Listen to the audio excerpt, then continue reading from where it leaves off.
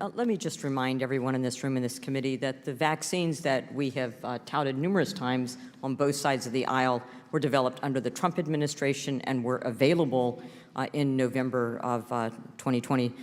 Let me also say, Ms. Weingarten, on Not for teachers. Ms. Weingarten, I recall sorry. very distinctly and was in those hearings as the teachers union lobbied in order to get teachers moved to the front of the line for vaccines. On April 19th, 2023, your counsel on your behalf sent the Select Subcommittee a 10-page letter attempting to rebut previous work on this subcommittee and statements made in previous letters. I'm sure other members will touch on various aspects of these claims, but I want to focus on one in particular. On page 4 of your letter, you roundabout say that the American Federation of Teachers has scientific expertise and is therefore well-positioned to opine on science-based school guidance. So on your science-based expertise, can you tell me that, were you aware of publications by the American Journal of Pediatrics in the summer of 2020 that indicated that children had very little to no transmission of COVID-19? I presented that to our state legislature as a state senator for us to reopen schools in Iowa, which we reopened half and half in the August of 2020. Did your scientific experts that you said during this hearing, did your scientific experts present to you that as of June of 2020, among 1.8 million children in this age group, do you know how many died from COVID?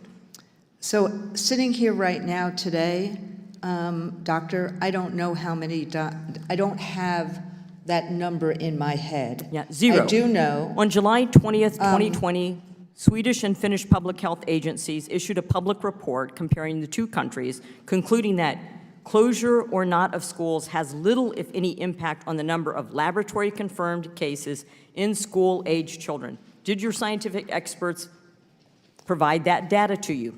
Well, Doctor or Representative, what we were presented with was documentation, including from the Pediatricians Association and including from doctors like Dr. Kelly Henning, who worked. So did they present you data that showed children were of very low transmission, very low risk of death? We knew that children. Did they present to you data from other countries that showed continuing in-person schooling was in fact safe for children and safe for teachers? Well, we were presented with data, thank God, that showed that kids were had less COVID. Yeah, COVID was not influenza, and I can certainly understand education. We totally know it was I reclaim my time, ma'am. I'm sorry. I understand that, you know, the education system has a great deal of expertise with influenza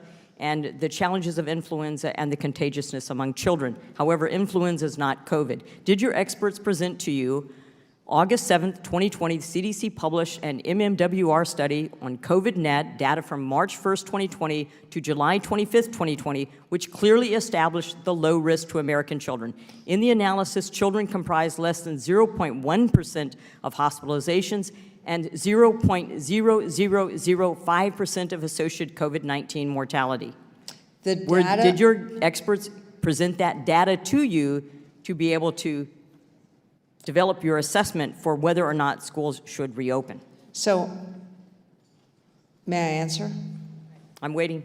So, what our experts showed us, and that's why I was giving you the names of our experts, is that they showed us the two reports, the one from Massachusetts and the one from Wisconsin, and we also saw the reports from the other countries. I don't know if I saw all of them that you saw, that showed that when you had this layered mitigation, there was much less transmission in schools. I think that we saw, and that's part of the reason why we were confident that if we had the layered mitigation, the layered mitigation was in relationship with influenza, and I'd say that perhaps in the future we could get different experts, but because what I'm doing is, as a physician, as 7 physicians on this panel, challenging what your experts said. And Well, as we look, continue to learn from COVID-19, Doctor, what the I am- medical facts were.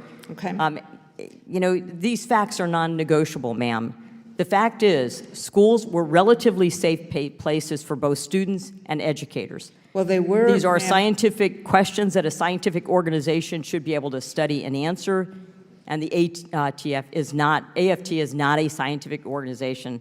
Not only am I a doctor, I'm a former director of the State Department of Public Health, and I know how important it is to work with stakeholders to bring people to consensus, but I would say that the AFT was out of its league in this regard.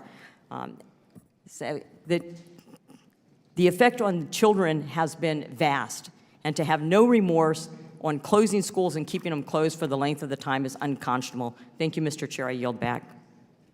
I now recognize Mr. Mfume from Maryland for 5 minutes of